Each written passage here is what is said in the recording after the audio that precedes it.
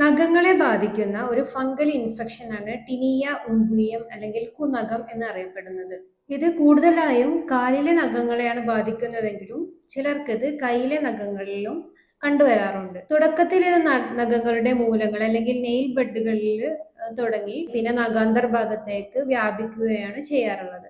ഈ ഒരു fungal infection ബാധിച്ചു കഴിഞ്ഞാൽ നഖത്തിന്റെ സ്വാഭാവികമായിട്ടുള്ള ആ ഒരു നിറവും ഭംഗിയും ആ ഒരു മാർദ്ദവത്വവും ഒക്കെ നഷ്ടപ്പെട്ടിട്ട് നഖം പെട്ടെന്ന് പൊട്ടിപ്പോരാൻ സാധ്യത കൂടുതലാവും. നഖത്തിന്റെ നിറം മാറി ഒരു ചാര നിറത്തിലേക്ക് മാറുകയും കൂടാതെ ആവുന്നതോടുകൂടി തന്നെ അത് പെട്ടെന്ന് പൊട്ടാനുള്ള ചാൻസ് കൂടുകയും ചെയ്യും. ഭാഗികമായിട്ടോ അല്ലെങ്കിൽ മൊത്തമായിട്ടോ ബാധിച്ചിട്ട് പിന്നീട് അത് ക്രമേണ നഖം ദ്രവിക്കാൻ കാരണമാവാറുണ്ട്. ഇതൊരു ഫംഗൽ ഇൻഫെക്ഷൻ ആയതുകൊണ്ട് തന്നെ ഇത് മുതിർന്നവരിൽ നിന്നും കുട്ടികളിലേക്കും ഒക്കെ പടരാനുള്ള ചാൻസ് കൂടുതലാണ്.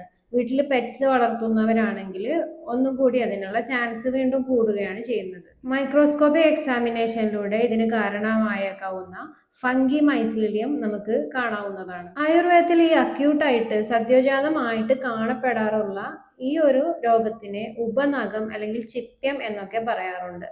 അതുപോലെ തന്നെ ഇതിന്റെ ക്രോണിക് ആയിട്ടുള്ള കണ്ടീഷനിൽ പലപ്പോഴും ഈ പസ് ഇൻഫ്ലമേഷൻ അല്ലെങ്കിൽ പെയിന് ഒന്നും ഇല്ലാണ്ട് ജസ്റ്റ് അതിന്റെ ഒരു നിറമായിട്ട് മാത്രം അവശേഷിക്കാറുണ്ട്. പക്ഷെ അത് നഖത്തെയും നഖമാംസത്തെയൊക്കെ ബാധിച്ചിട്ട് അത് നഖം ദ്രവിച്ചു പോവാൻ കാരണമായി തീരുകയും ചെയ്യും. ഇതിന്റെ ട്രീറ്റ്മെന്റ് വൈസ് നോക്കുകയാണെങ്കിൽ നമ്മൾ ഇന്റേണലി ഈ ഒരു ഫംഗൽ ഇൻഫെക്ഷനെ ട്രീറ്റ് ചെയ്യാനുള്ള മരുന്നാണ് അകത്തേക്ക് കഴിക്കേണ്ടത്. കൂടാതെ പുറത്തേക്ക് ബാഹ്യമായിട്ട് ഉപയോഗിക്കുന്ന ലേപനങ്ങളോ യൂസ് ചെയ്യാവുന്നതാണ്. ഏലാതി ചോർണം അരച്ചെടുത്ത് കെട്ടാം. കൂടാതെ തുത്താതി ലേപനം, അതുപോലെ എഷ്ടി സർജ ലേപനം, അടക്ക ചൂർണവും മനയോലയും ചേർത്ത് ലേപനം ചെയ്യാം. ഈ ഒരു ബുദ്ധിമുട്ട് നേരിടുന്നവരുണ്ടെങ്കിൽ തീർച്ചയായിട്ടും ഒരു ഡോക്ടറെ കൺസൾട്ട് ചെയ്ത് അതിന് ട്രീറ്റ്മെന്റ് എടുക്കാവുന്നതാണ്.